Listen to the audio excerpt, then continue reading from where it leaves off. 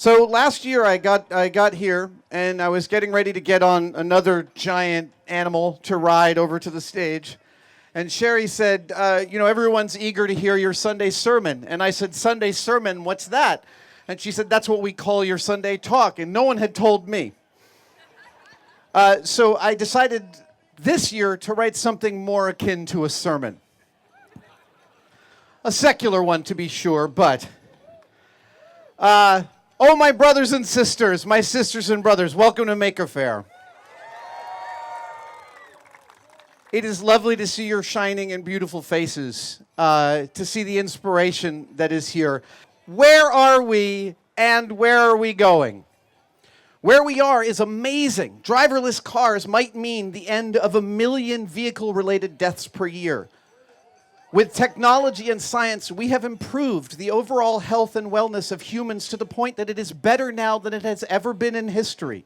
We can produce calories cheaper than imaginable 50 years ago, and luxuries like washing machines, cars, and televisions are part of nearly every single household, where the internet makes so much connectivity possible that the Barbie-collecting banker in Japan can become best friends with the LARPing poet in Spokane. Things are pretty cool. This is a terrible time where our open internet is under threat, where automation will eliminate millions of jobs in the next decade, where the disparity between the richest and the poorest of us increases every single day, where the color of one's skin can radically alter the outcome of trivial interactions. Things as simple and quotidian as driving down the street or flying on an airplane are fraught with uncertainty at best. Thank you.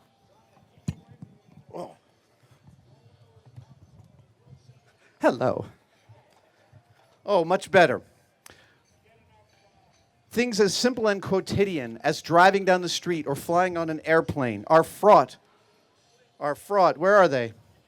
With uncertainty at best and lethal danger at worst, where interconnectivity still yields cliques and exclusive groups, leading teens on social media to feel more alone and more marginalized, where partisan politics... where science, the crucible of human progress, has become attached to partisan politics, the engine of exclusion and marginalization, where our planet is being irrevocably changed for the worse by our bad habits. As William Gibson famously said, the future is already here, it's just not very evenly distributed. Both of these things are true.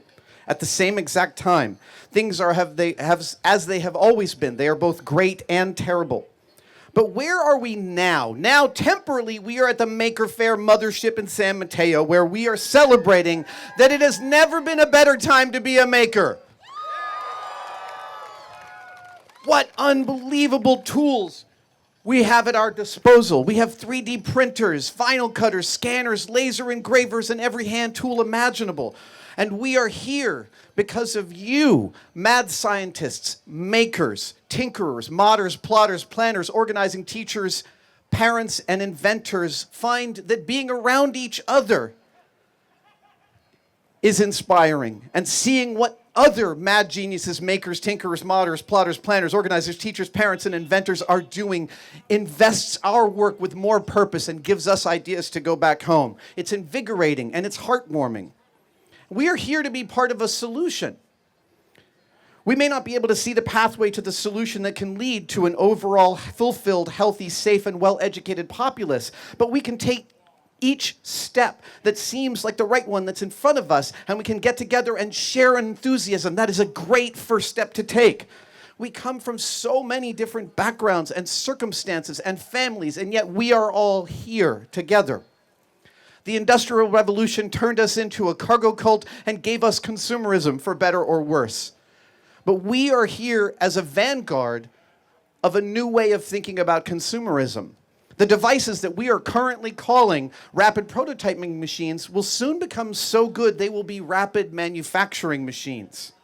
The current product release model that requires expensive advanced tooling and fulfillment chains to be developed at massive human and financial cost is about to give way to countless versions of the on-demand model, where iterative invention can take weeks instead of months, hours instead of days. The economy of scale, wherein Apple has to make millions of iPhones to enjoy the cost savings that make one affordable to a person, that economy of scale is about to collapse. And I think that's a good thing. It means that I can buy my next computer case from a kid down the street and enjoy their hard work and innovation, as well as having a personal connection to them. I am all for that. William Gibson has in one of his books that looks just a little bit into the future, a community in the Southwest called the Sandbenders. And he posits this future where we no longer buy new laptops. We just buy bigger hard drives and slightly better screens, and we put them into a pre-existing case. And so this group in the Southwest is taking recycled materials and silver and turquoise and making laptop cases that are highly personalized to each buyer, and they're called the Sandbenders. I love the Sandbender future.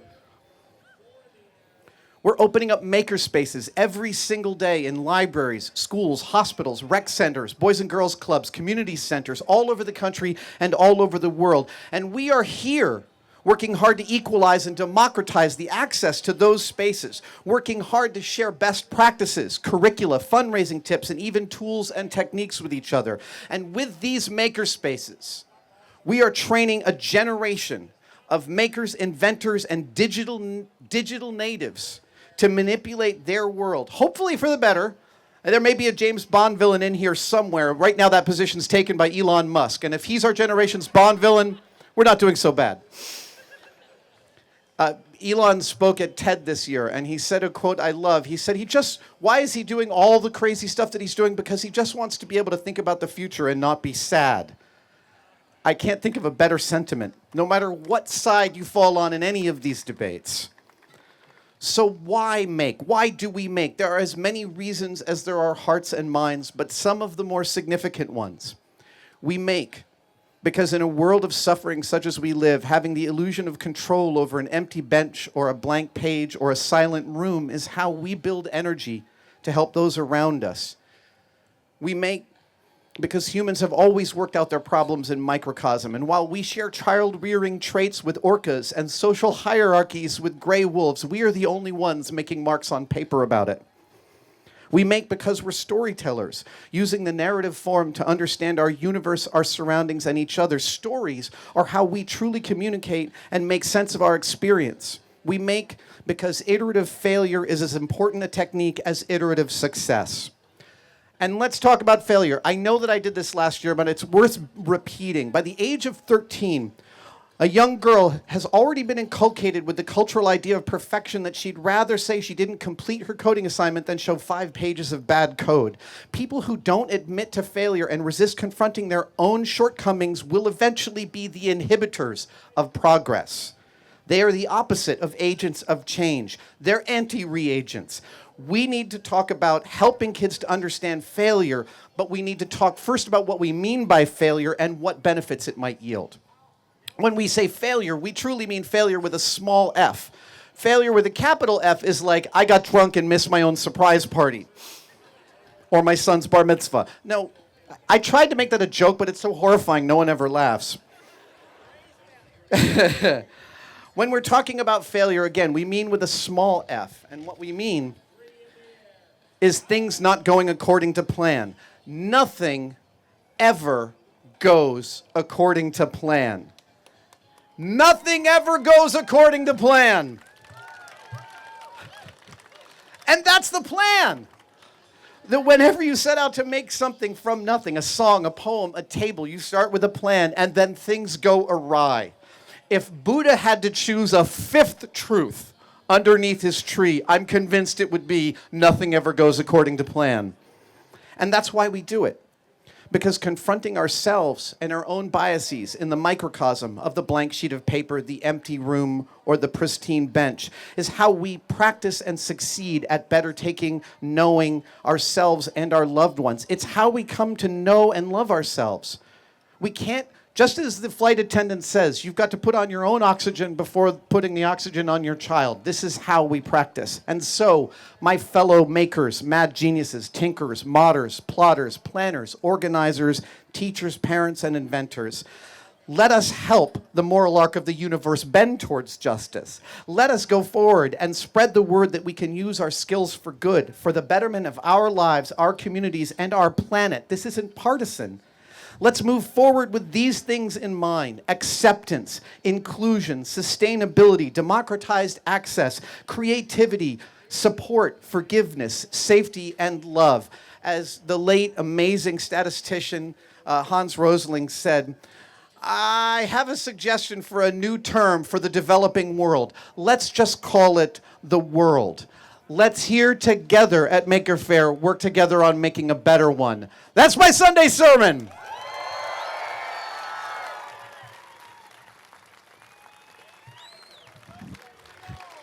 So say we all. Nice. You can almost always tell where a talk of mine is in its development. When there's no laughs in it, it means it's a first draft.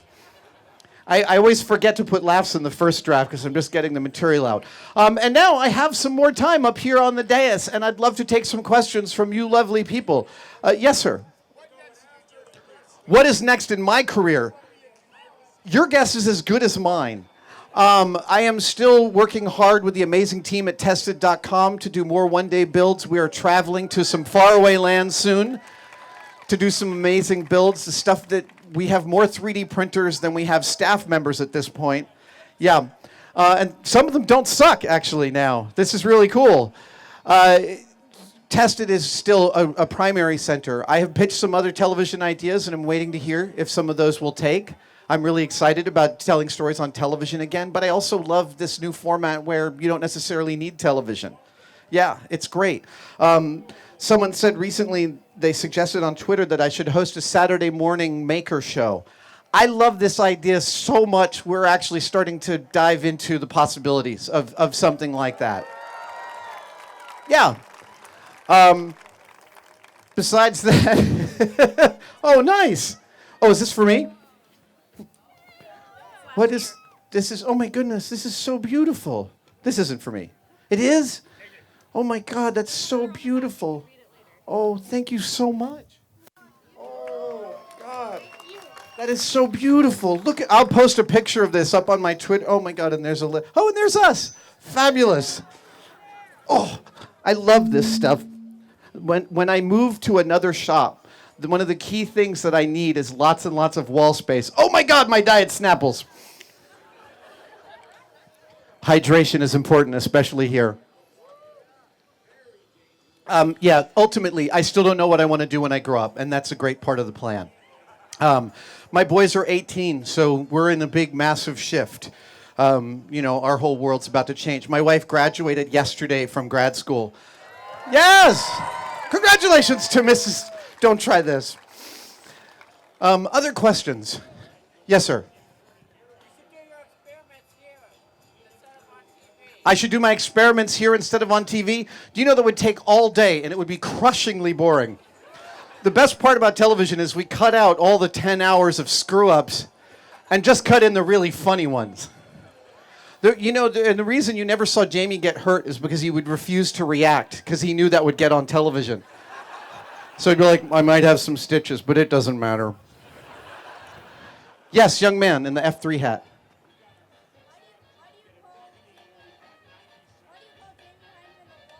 Why do I call Jamie Heineman the walrus? Well, because his parents were a walrus and an otter. So as a choice, but I think an otter's too small for Jamie, so I think he's a walrus. Yes, sir. Yes, you. What was your favorite build? What was my favorite build? It was whatever build I just completed. So many of you know we went to Weta Workshop last summer. And Peter Lyon, the amazing sword master at Weta, taught me how to make my own Strider sword.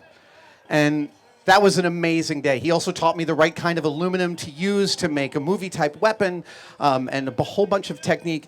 And last week, I used the skills that he taught me to do my favorite one-day build yet. And it was...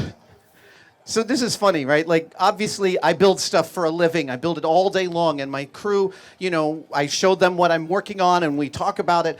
But I finished this one build, and I walked in, and the absolute level of surprise on all my crew of like, wow, this is really good. Not just good, it's actually really good. And I'm like, I know, I'm just as impressed as you are. Yes, young person. Yes. The longest build. Well, there's still some uncompleted ones. You know, the alien spacesuit took me about 11 years. And again, this isn't 11 solid years. This is like 40 hours every few months of like diving in. I'm just about to complete. Actually, I've been collaborating with a friend of mine in Australia on the Colonel Kurtz's folder from Apocalypse Now. We went on a deep dive. So the Apocalypse Now, if you haven't seen it, kids, don't watch it. It's not for children. But I can't control you. Apocalypse Now's central storytelling arc is that Willard is going through this folder about Colonel Kurtz, and it's this whole life story.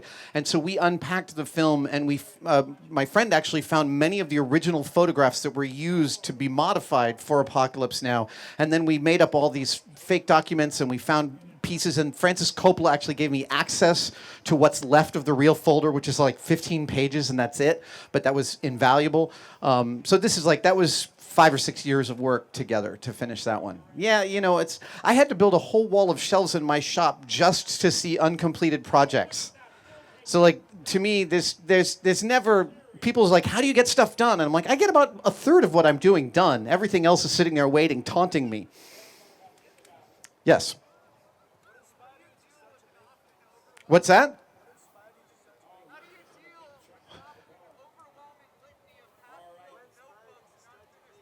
Oh, okay, nice. The way I deal with half-finished notebooks is I put them all on the same shelf. What inspired me to start building stuff, where's my mom? Where's my mom? There, where is she? There's my mom. My mom is 83, and I can't keep up with her. And she and my dad always sought to put in front of me the things that I was interested in. The only thing that I try to do with my kids, and what you guys are all doing here with your kids, trying to figure out what they're interested in, find their passion, and figure out if that's enough to push them forward into something. We always find our excellence in the thing we cannot not do. And my parents were wonderful examples of that. That was my inspiration. How about a young woman? Yes.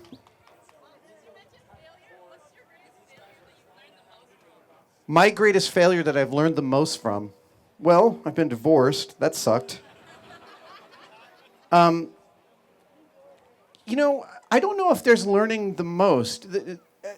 The fact is that, you know, from every failure, you're going to learn about yourself. That's the thing. And you've got to confront that. Only we, each of us in our hearts, know how truly venal and jealous and lazy we each are in our own little lives.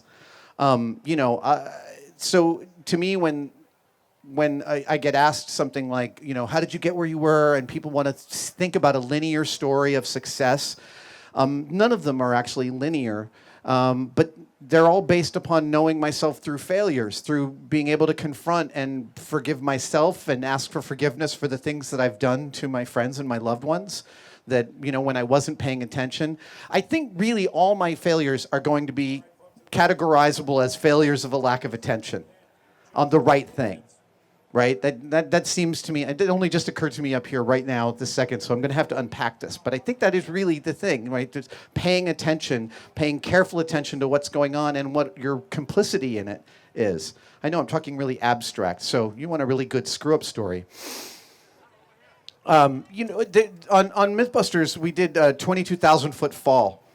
And we had to raise Buster 400 feet above the ground because that was the height at which he'd reach terminal velocity when he hit our train station.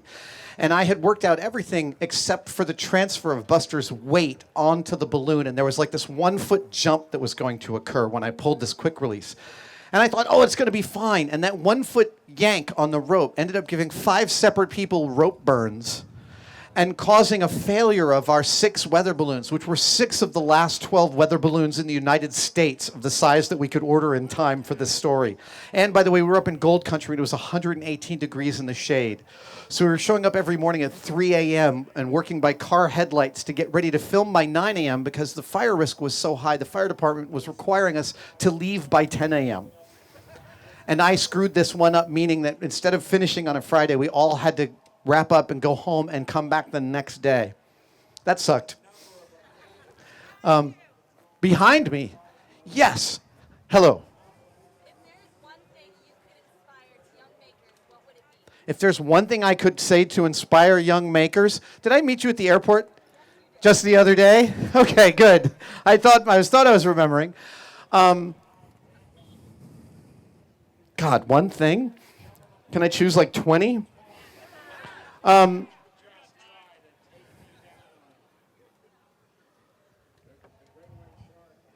Yeah. It feels like such a... the pressure's on for that sort of thing. Let's see. I mean, ultimately, I start with saying to know yourself, to try and really know yourself and be honest about what's going on, as I was just saying about your attention. But the other one was take your own counsel. And what I mean by that is the thing I learned on Mythbusters, what made me realize that the show turned me into a scientist, was that I could look at material, and if I kept on reading enough, as mystifying as it seemed, eventually the switch would turn and I go, wait a minute, what about this thing? And that's the moment at which I've actually dived one level deeper into the material, and now I have something, and I have a handle. And so we spend so much of our time thinking that we're not experts enough to even talk about something. I remember being 18 and thinking, well, I'm never going to have time to learn how to weld. I literally had that thought at 18, looking at somebody else's welded project. That is like one of the stupidest things my brain has ever pushed up front as a thought. Because there's plenty of time to learn new skills. There's endless amounts of time to keep learning new skills. That's another one. That's a great question. Thank you. Yes, in the hat. Sorry, louder. Was there any? No. Tested came about as this wonderful collaboration, first with Will Smith and Norman Chan, and now just with Norman and our amazing team. It's growing bigger every single year. And it's changing and morphing as we play with it. It's like the greatest playground. Again, you never know how long these things are going to last or what their futures are going to be. Tested may end up becoming an incubator for several different television shows or shows on other media. That would be great, but it might also change into a suite of sites. It might, I'm not exactly sure. Let's see, farther in the back. Let's see. Yes, back there in the purple shirt. Yep. I have not seen Meet the Robinsons. This is clearly a failing. Hold on, I'm going to make a note. Watch it now. Meet the Robinsons. What is it? It's amazing. Okay. Do you have a puppet? Oh my God, he's beautiful. I love him. I love puppets.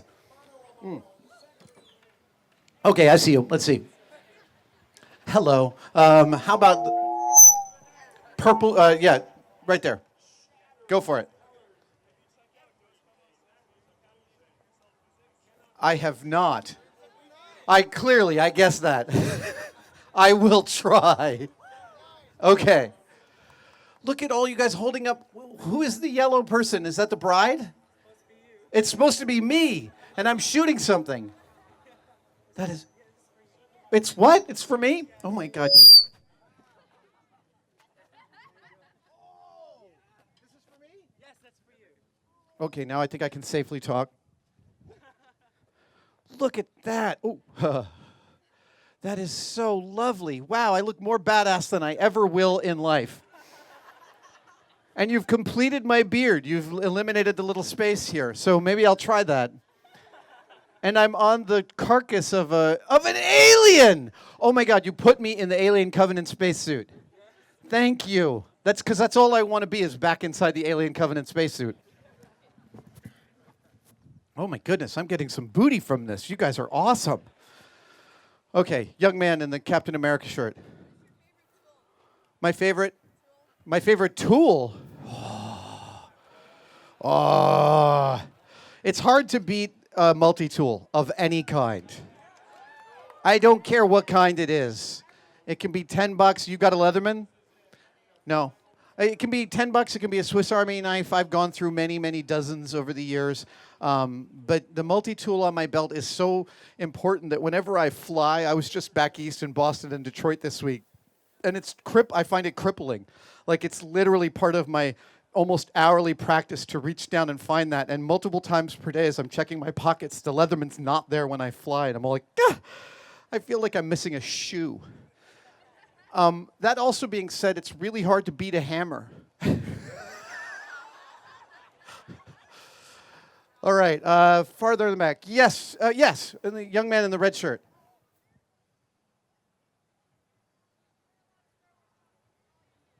What is my favorite character from Star Wars? It's Chewbacca. Yes, he's pure of heart, and he's an excellent engineer, and he'll also tear your head right off. He's loyal, and he's smart. I mean, he's like the best dog, but even better than that, because you can talk to him. No, I love Chewie. I wore Chewie down here at Silicon Valley Comic-Con, and I'm hoping to, I'll say this, I'm wearing Chewie again at San Diego Comic-Con, because I can't not put on the Chewbacca costume now. So if there are other Chewbaccas out there and you want to meet me at San Diego Comic-Con, we could have a Wookiee meetup. Totally, Wooktail party? A Wookiee cocktail party? Yes, way in the back. Oh my goodness, I don't know if I can hear you.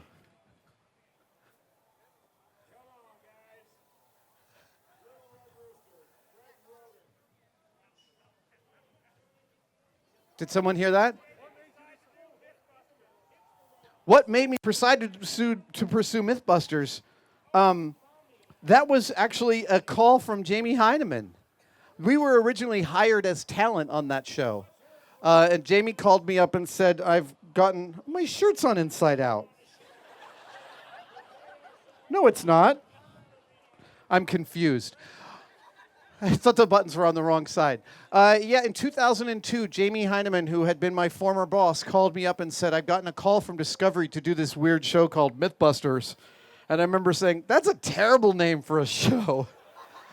And he said, they want a demo reel. And I said, okay, I could come in this weekend. He said, no, they want it like by Friday. And this was Tuesday. So I went in and we filmed for a couple of hours that morning. And I was working on the Matrix films at that time. The second two, not the good one. Sorry about that.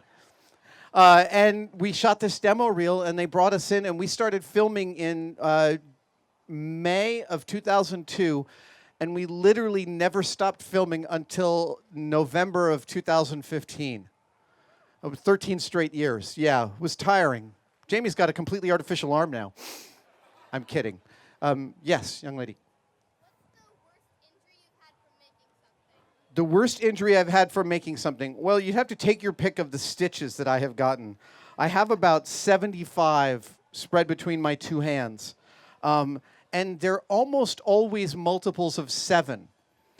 This is not by design. My very first set of stitches, I was 16, and I was making a lot of models, and I was already obsessed with toolkits. So I had this leather bag, and I was storing all my model tools in the leather bag, and I was literally carrying it like across my room. There was nowhere for me to go, but I still wanted all my tools in a single bag, a thing I'm still seeking. And a little X-Acto blade had fallen out of its case and worked its way into the corner of my bag, sticking out where it was totally invisible, but still dangerous. And as I picked up my bag, it brushed against my calf. And I didn't even notice it. I just felt like it brushed against my calf. But then about 10, 15 minutes later, I was like, why is my shoe full of water? And I looked, yeah. This is when I discovered that I don't pass out at the sight of blood, luckily. Because I had 7 stitches right here on the back of my calf. And then I got I accidentally put my hand through a plate glass window about a year later, and I got 7 more stitches. And I was like, wow, 7 and 7. And then a grinder bit me between my fingers here, and that was 7 stitches. And then a bandsaw grabbed me on my index finger here. You know, they were invented for cutting meat. And gave me 14 stitches. The doctor tried to say 12 stitches, and I was like, I'm sorry? I said, you're going to have to add 2 stitches because I can't break the cycle of multiples of 7 now. And he did. He added these 2 tiny little stitches. And then, I also received the most common Mythbuster, the injury that waylaid more Mythbuster staff than any other is a broken finger from moving safety equipment. Those bulletproof shields weigh about 150 pounds apiece, and as you move them, if your finger gets between them and anything, your finger loses. And I broke my third metacarpal here, it sort of broke this great story I had. Because up till then, I had only broken a single bone. So whenever anyone got around and talked about how many bones they'd broken, your skateboarding friends, my son broke his femur on a skateboard, holy crap. People would talk about broken bones, and somebody would turn to me, and I'd always wait for this. They go, "You ever broken a bone?" And I said, "I've only broken one bone. I broke my neck." Which is true. When I was 18, I was being an idiot, and I was doing a huck fin off of a lighthouse jetty in the Hudson River. And this is my mom's worst nightmare. And I dove headfirst into a rock that was right under the water that I did not see. And because I was diving straight, I had a compression fracture rather than a snap, and that's the reason I'm standing here today. Funny story. I'm going to tell this on my mom here. My grandfather was a surgeon at Columbia Presbyterian Hospital in New York, and even though my injury happened upstate, we wanted to go where we had some juice. So after we determined that I'd broken my neck, we put me in an ambulance and we took me up to Columbia Presbyterian, where I was born, by the way. And this injury happened on my 18th birthday. So I arrive on the ambulance, and my mom is in the car right behind, and they wheel me in, and my mom stops at the counter, and they say, "Has your son ever been in this hospital before?" And my mom says, "No." Wait a minute. Yes, he was born here 18 years ago today. And then she passed out. I'm pretty sure that's how that happened, right? Yep. That's what happens when you're a parent. You have no idea what's going to grab you. Yes, in the yellow.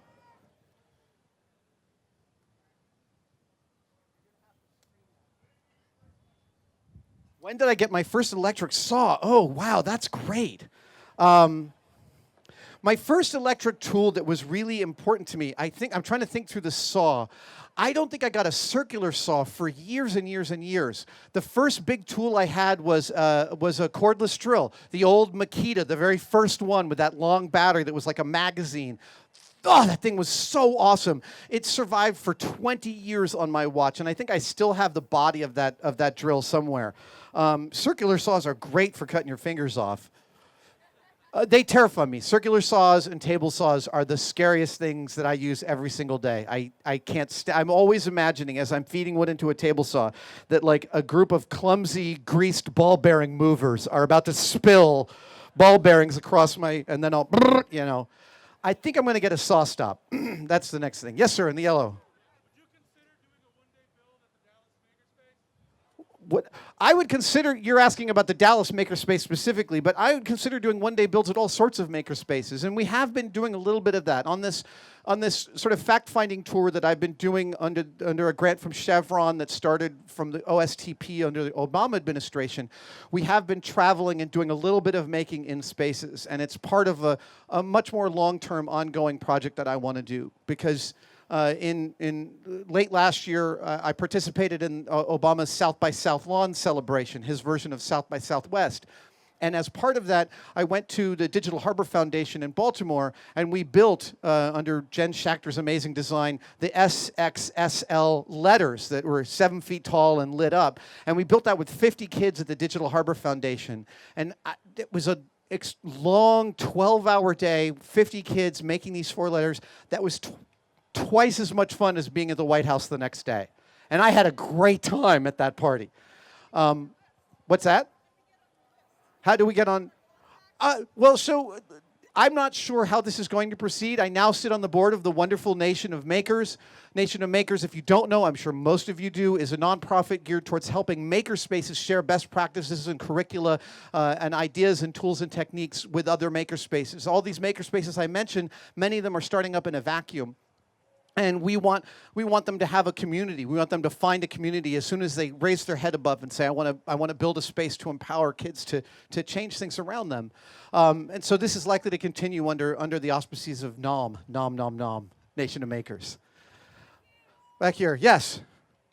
Yes, sir. Okay. In the race of in the lifespan of the human race, where do you think making will take us, and where do you think where making will take you? That is a really great question. So to benefit the human race, where do I think making will place within that? I think look, making, if we're to be really clear, is the newest term for the oldest thing, right? But I think of what's happening right now as akin to post-war car culture, where we learn that cars are not black boxes, and we're learning that nothing is a black box anymore. That we could make one of these with parts we buy on Alibaba or Amazon and put them together, and we can 3D print the casings for them. So I feel like making is going to go. I want making to go from global conglomerates back down to community-based, on-demand manufacturing. So I love companies like Shinola and companies like One Wheel, based in San Jose, that are bringing manufacturing home and showing that it's a completely workable model to make your stuff entirely in the United States with local labor, and you now have a much better story about that. Where do I place in that? I just want to keep amplifying that story, because to me it's my favorite story. When I buy something, all I do with this phone is complain about Apple continuing to treat me like a product instead of a consumer. But that's everybody's complaint. But when you give somebody something, when you hand somebody something that you make, these things, each one of these things comes with the time of the maker. I can see it in the process. That's a story about their day, thinking about stuff that I'm thinking about too. That's a story that we share, and that's my continued favorite story. I'm about to, later on this year, start to make some props in editions. Instead of just one-off props, I want to make several that are in multiples. And the reason I want to do that is not to sell them. I want to trade them. I want to trade the things that I make to others for the things that they make, because now both of those objects are imbued with a great story.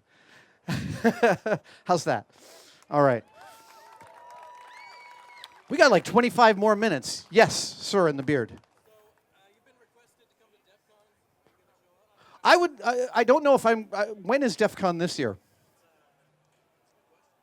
I had a great time at DEF CON. I loved going to DEF CON. I loved speaking at the Hope Conference. I loved being told, you probably should shut down your phone and your laptop and put them inside a metal bag, because it's not like anyone's going after you specifically, but they will find them. Look, I greatly value that community's commitment to open architecture and cross-communication and, trying to benefit humanity by eliminating security through obscurity. I don't know that I'll get to DEF CON this year, but it's definitely in my plans to speak there again someday, totally. By the way, the DEF CON people had it down in terms of asset management. They got me into my hotel in Vegas and up to the stage and back to my hotel in this way that made the Secret Service look like amateurs. That was incredible, man. Yes. No, yes, you. Yep. How do you join Hit.com or join the things that you're doing? Say again. I want to join what you're doing. How do I do it? You want to join what I'm doing? Keep following tested.com. As we continue to do stuff that outreaches to the community, that's where it will go up. My Twitter feed is also a great place to go looking. And, again, on the Nation of Makers website as well, each of these projects I'm using to cross-pollinate the other projects and spread the word. Let's see. How about farther in the back? Yes, in the hat. Yep, yeah. What is Jamie up to? Well, right now I think he's still in cryogenic sleep. He plans to come out in November of 2019. I'm kidding. Jamie, I just saw Jamie about 3 weeks ago at an appearance we did together. And it's so funny. We rest on so little ceremony with each other. We hadn't seen each other in 3 months. He walks into the room and goes, hey, and he opens up his laptop, and we didn't say another word for like an hour. He is happily building in his shop in San Francisco. He has modified the space so we can rent some of it out. And, he doesn't have cameras asking him to say things a third or a fourth or a fifth time. And he doesn't have a camera crew slowing him down and, gumming up gaffer tape on his floor. So he's a very happy man. And he's working on some really cool boat designs. Let's see. Yes, sir. How do you tip a cow? How do I tip a cow?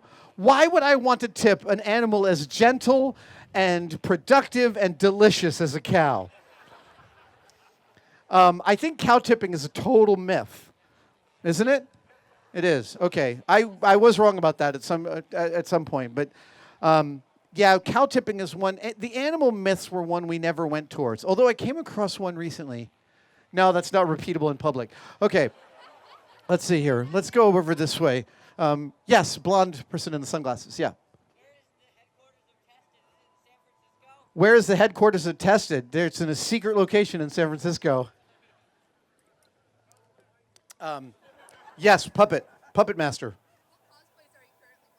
What cosplays am I currently working on? I can't tell you because I'm getting them ready for San Diego Comic-Con. I am working on a James Bond cosplay. Yeah. Yep. I'll never be as handsome as James Bond, but I can hide under a facade. So that's one I'm playing with. I am also working on a cosplay that will fulfill a lifelong dream. That's all I'm going to say. And I'm going to unleash it at Comic-Con. So there's at least two. I still have a full set of Iron Man armor on my shelf that I have yet to build. Mark III Iron Man armor in fiberglass. It's gorgeous. And I still, for some reason, I kind of don't want to go with red and gold. I sort of want to go with a different color scheme, and I haven't figured out what that color scheme is just yet. What's that? Purple and green. Yeah, I don't think so. How about yes. Yep. The first thing I ever built. I'm not sure of the very first thing I ever built. I have this teddy bear, and I wrote an article in Wired a few years ago about it. I had a teddy bear when I was a kid named Jingle, and he was about a foot tall. And one day, I used to sneak out of my naps. Shocking, I know. I used to sneak out of my naps and do weird stuff. So one point, I went into the food closet and I ate all the Jimmies, right? The sprinkles for ice cream. And then another time, I mixed the coffee and the brown sugar. And I just thought they were cool textures together. And I was in this dark closet, and my child's brain was like, well, no one's ever going to look in here. And then my mom found it an hour later, and she's like, what did you do? And I'm like, how did you know? But this particular time, and this is going to be I think it's the back is dated 1972, so I was about 5 years old. I snuck out to my dad's studio behind our house, and I traced Jingle on a piece of paper in magic marker, and then I snuck a single-edged razor blade, and I carefully cut Jingle out of the paper with the razor blade. I still remember the illicit joy at carefully doing this and not cutting myself. And then I gave Jingle the things I wanted most in the world, which was a belt with a shiny brass buckle, a vest, and a Superman shirt. My needs were simple back then. Yes, sir. Yep.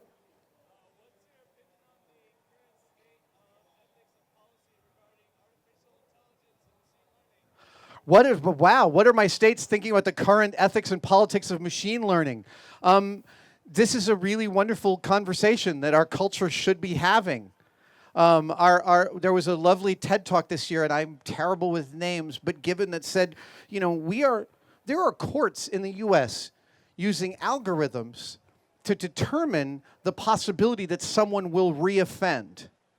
These algorithms are proprietary. You cannot read what they're based upon, and by the evidence, they seem to be grossly skewed racially. That's a problem. One of the things this TED Talk this year spoke about was the need for an office of algorithms, perhaps a government office where these things can remain proprietary, but at least there is somebody watching and a cultural discussion over ways to do that correctly. I'm not saying it's necessarily bad to develop an algorithm to figure out someone's proclivity to reoffend, but if that algorithm has any problems with it, the social costs are massive. And so we should be talking about that. So this is my solution for everything, is we should have a reasoned conversation about it. It's not, the technology itself isn't good or bad. It's what we do with it that's good or bad. And, I had this problem, I still have this problem with red light cameras. I don't want my accuser to be an algorithm that I can't read. That's why we shouldn't give guns to robots, for Christ's sake. Yes.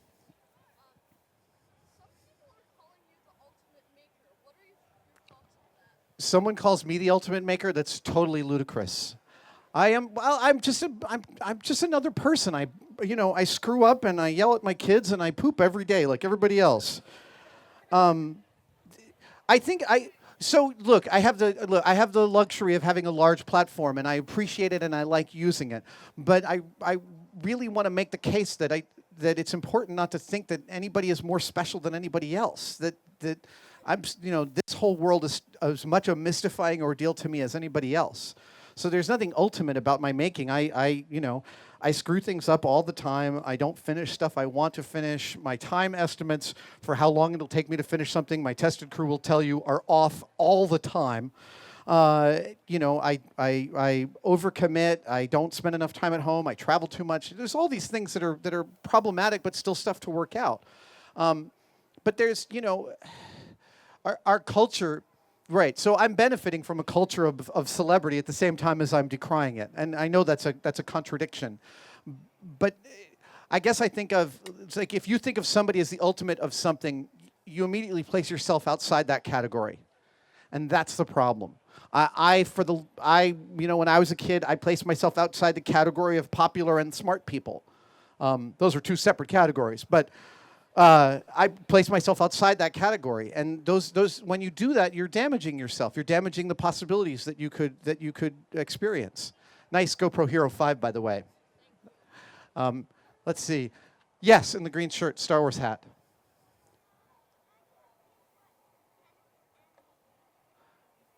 How do I pick what? I don't pick what mechanical animal I ride in on. The wonderful organizers here at Maker Faire, Sherry and her incredible team. Every time I show up, they're like, I engage with the material very late, but that ant is one of the loveliest things I have ever seen in my life. And I'm a big fan of those guys' puppet work. In fact, I'm a huge fan of their beautiful work, and it was really fun to drive it in. What's that? Yes. Yeah. Can I do my Jamie impression? Well, I don't know why everyone's just not in their workshops. It doesn't make any sense to me. I'm kidding. Jamie loves Maker Faire. He just also prefers to be in his workshop. I haven't done a Jamie impression in months. Thank you for that. It was refreshing. Yes, sir, in the red shirt. The Expanse, how was it to work with the Expanse team? I am here to tell you that show, aside from being a truly great show and deeply hard science fiction, is also like the happiest crew I have ever been around. And I've been around a lot of film crews and television crews. From the top down, from Narain Shankar and James S.A. Corey, the writers and showrunners of the show, everyone down to the painters and sculptors and graphic designers doing the costumers, they all love that show. They love the characters. They love the story. It was so thrilling to spend a week with them. And since they were renewed for another season, I'm hoping to get on the set again. I know they won't have it. I've already died, so I can't come back from the dead. But I totally want to come play with those guys again. That's like, I got to visit the set of Alien Covenant, and whatever you think of the movie, the artisans and amazing people who put all that stuff together are an incredible team of geniuses. And I never tire of being in an art department and seeing what an army of problem solvers they are, and hearing about the challenges of what it's like to, build the effect of someone to cough up 3 liters of blood in less than a minute. We have this footage. It's up on Tested right now of these effects crews guys from Alien Covenant crew, like vomiting up 3 liters of blood and then standing up and laughing. It's totally incongruous. But they had to make 3,000 gallons of blood for Alien Covenant. Oh, it's totally on screen too. It's really gory. All right. Let's see. How about way over here? Yes, pink shirt. How do I feel about White Rabbit? I love White Rabbit. I love Cary Grant and Tori, and I'm so happy that show is doing well. I have no idea if it's getting picked up. I hope it is, because I think those guys should be on television forever. I can't stop watching them do their crazy shenanigans. Look, I have great hopes for Science Channel's reboot of Mythbusters. I hope it's great. I have no idea what it's going to look or smell like, but I hope it's great. Yes, sir. Wait, have I ever written code? I have tried. I have tried, Ringo. I wrote my first website in HTML. I wrote my second website in HTML. I think you can still find it online. And I tried a little bit of C coding for the early Arduinos. Never say never, but right now I feel too old to wrap my head around this totally different way of thinking. And I know I'm being totally an idiot. That's the way it feels right now. That's very likely to change. But right now, as I've intersected with it a couple of times, I'm like, I work, and then it's just not quite there. And again, this is a repeated process throughout my life, thinking, well, that's never going to happen. And then cut to, I'm welding entire cars together. Oh yeah, we have 5 more minutes. Let's go way in the back. Yes, in the gray shirt right there. Yep. Who do I look up to? I look up to these kids in the audience. There you are. Hi. I love that you are here. I love that you are asking questions. I love that we're in the Bay Area, that this is the mothership of Maker Fairs. This is that we're really working towards inclusivity, and we're working towards democratized access, that we're looking towards letting our freak flags fly. I love all the green, purple, orange, yellow hair I see. I love anybody trying to build communities that bring other people in rather than keep other people out.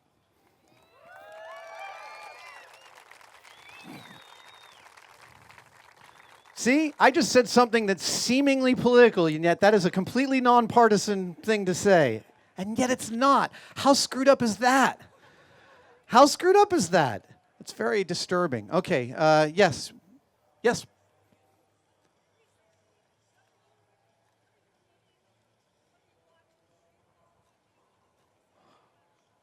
What am I watching? What am I following?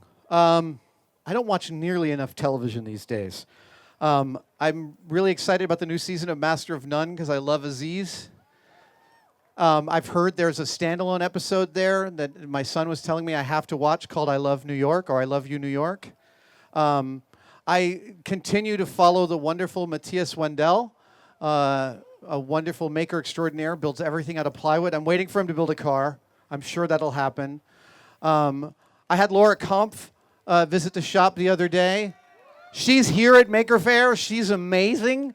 And I didn't know when I tweeted a build that she did, a beautiful build that she was good friends with Simone Yach.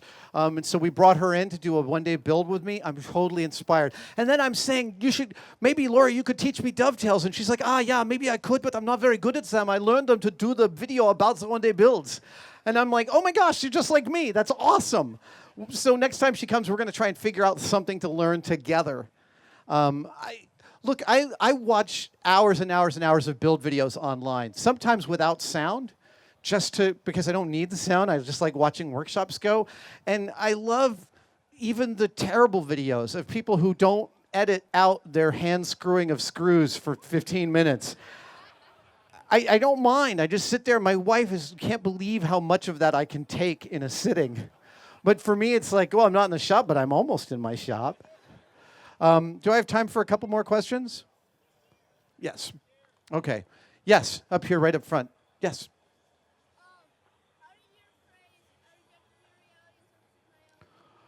So the phrase, I reject your reality and substitute my own, comes from a movie called The Dungeon Master. Am I correct about that? Yes, it comes... What's that? Yeah, it's called The Dungeon Master. I didn't know that at the time. I was working with a wonderful model maker in the early 90s who said that to me, and I thought it was so funny, I told him I was going to adopt it as a life phrase. Little did I know that someone would ascend to the presidency with that phrase.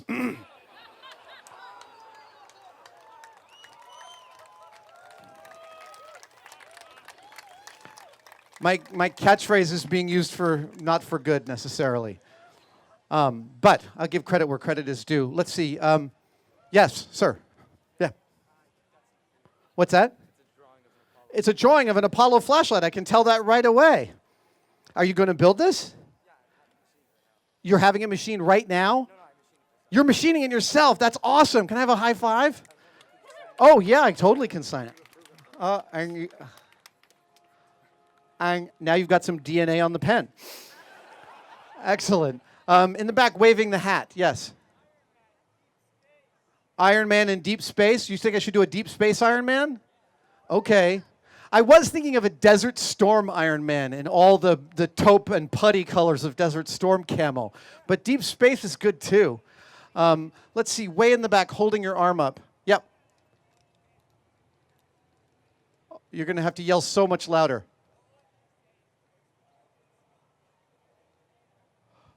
Is that the most important skill in making things? Say again?